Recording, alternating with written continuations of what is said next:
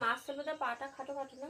না হচ্ছে না বড় সব, এখনো তো বড় হবে, খালি 11 মাস বয়সে, এখনো বাছুর হবে, এখনো এবার দেখি তা পুষ্পা। হ্যাঁ দেখি তো পুষ্পা।